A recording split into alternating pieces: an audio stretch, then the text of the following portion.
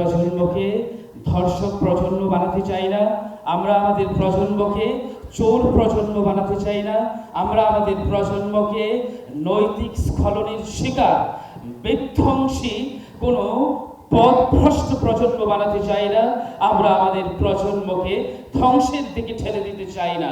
কেননা যারা ধর্মহীন শিক্ষার প্রেসক্রিপশন এই দেশে বিতরণ করছে, তারা মূলত নিজেদের দেশের মধ্যেই অপরাধকে ঠেকাতে পারছে না।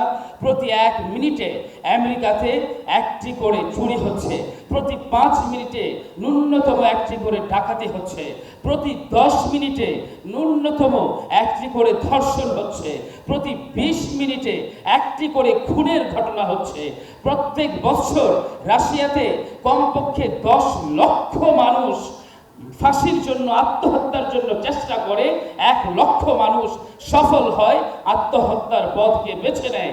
এভাবে হাজারো অপরাধ এবং লক্ষ অপরাধ দিয়ে ওই ধর্মহীন শিক্ষার দেশগুলো আজকে ভয়াবহ পরিস্থিতির মুখোমুখি হয়েছে। আমরা আমাদের এই দেশকে সেই ভয়াবহ পরিস্থিতির এবং ধ্বংসের পরিস্থিতির মুখোমুখি আমরা করতে চাই না। এই জন্য আমরা এই পরিবর্তিত নতুন আলোকিত বাংলাদেশের মধ্যে আমাদের আগামীর প্রজন্মকে ধর্মহীন শিক্ষার মাধ্যমে ধ্বংসের দিকে ঠেলে দেওয়ার কোন ষড়যন্ত্রকে আমরা আর সফল হতে দেব না ইনশাআল্লাহ।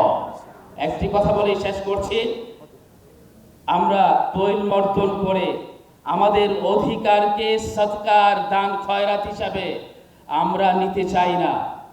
আগামীর বাংলাদেশের মধ্যে ইসলামপন্থীদের বিজয়কে নিশ্চিত করে যেভাবে ডাকসু এবং জাকসুর মাধ্যমে প্রতিষ্ঠানের মধ্যে প্রাতিষ্ঠানিকভাবে ইসলাম বিজয়ী হওয়ার যাত্রা শুরু হয়েছে, জাতীয়ভাবে রাজনৈতিকভাবে ইসলামকে প্রতিষ্ঠিত করে আমরা আমাদের নিজস্ব ক্ষমতা এবং ক্যাপাসিটি দিয়ে প্রতিটি শিক্ষা প্রতিষ্ঠানের মধ্যে ধর্মীয় শিক্ষা এবং ইসলামী শিক্ষাকে বাধ্যতামূলক করব ইনশাআল্লাহ। ওয়া মা তাওফীকি ইল্লা বিল্লাহ।